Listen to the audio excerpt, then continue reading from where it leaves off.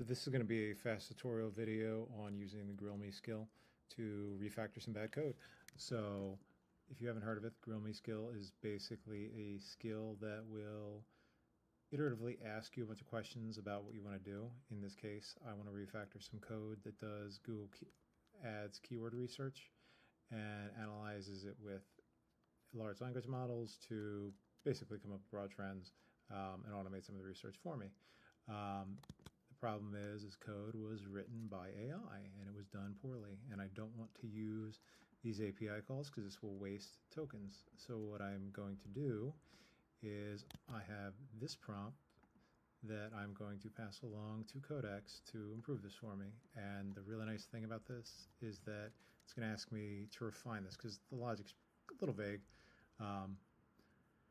It's like, I want you to help me refactor code, blah, blah, blah, give it some context.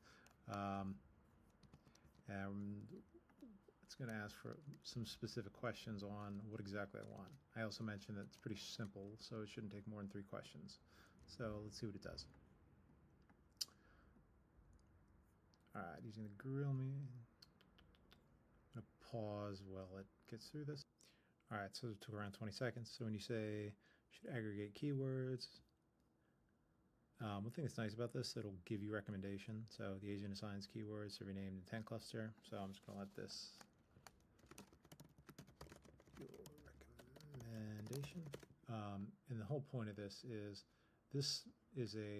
basically an R&D research library. It makes a bunch of marketing API calls, and I handle it with coding agents like Hermes or Codex or Google's Anti-Gravity. And it's a constant balance between the flexibility of these LLM coding agents and just deterministic Python, because the LLMs give you flexibility, but they're a little less reliable and they absolutely waste money. So getting Python to handle more of it is wonderful. Though in this case, I don't want Python to handle it because I don't want to make API calls, which cost me money. All right, so your repository rule forbids, blah, blah, blah. Yeah, and this is a spec that I've got in the library to prevent some kinds of crappy code. So I'm going to ignore MCP for right now.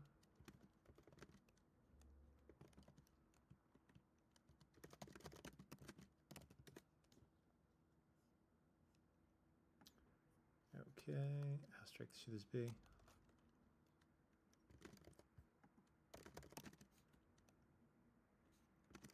I agree with your recommendation. Gonna let it run.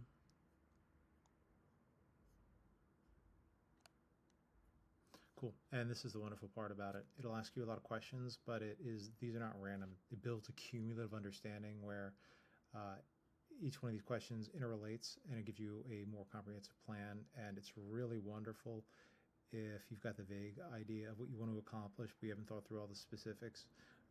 Like this is actually going out of the way to look at the rest of the code base to see what other considerations might be important beyond specifically what I've asked for. So I'm going to have it implement this, and I'm going to pause while it works. Okay, so now I'm changing the direction of this video because this was supposed to be a simple tutorial, and then I used GPT-5.6 Sol, and it became way too needlessly complicated. So you can see in this file from 200 lines of code to 450 lines of code, and for a toy example, this is overkill. And beyond that, it also decided to make a bunch of tests. Another shortcoming of GPT-5.6 Sol, it loves to make tests whenever you modify code. It doesn't care how many tokens it burns. It doesn't even care that you are in the middle of development and the tests are irrelevant. It makes them. So what we're going to do instead is use Codex code. I'm going to revert this, and we're going to start this from scratch. But I'm leaving this video as is because this is how the shit goes. Yeah, so this is all I'm telling it to do. We'll see how well it does this. I'm sure it'll overcomplicate this too, but that's fine. Okay, cool. So now we're back to the buggy, messy AI code that I had from earlier. So what I did now is I updated this prompt to complain about how I don't want to pay for API calls. So what I'm going to do instead of using Codex, I'm going to use Colega Code that a good friend of mine has put together. It's a harness that will hopefully improve the results. So I'm still going to use the Grill Me skill and give it this more or less same prompt with some whining and see how this one goes. Cool. So you can see similar loop of questions using this. It's a little slower though. This is taking around 3 to 4 minutes, so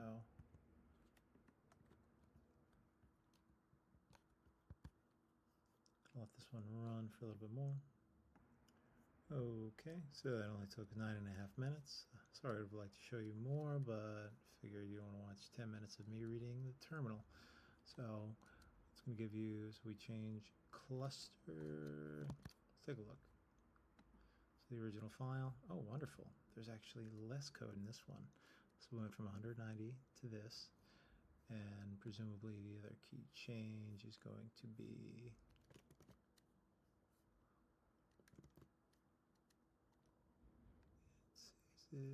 yep.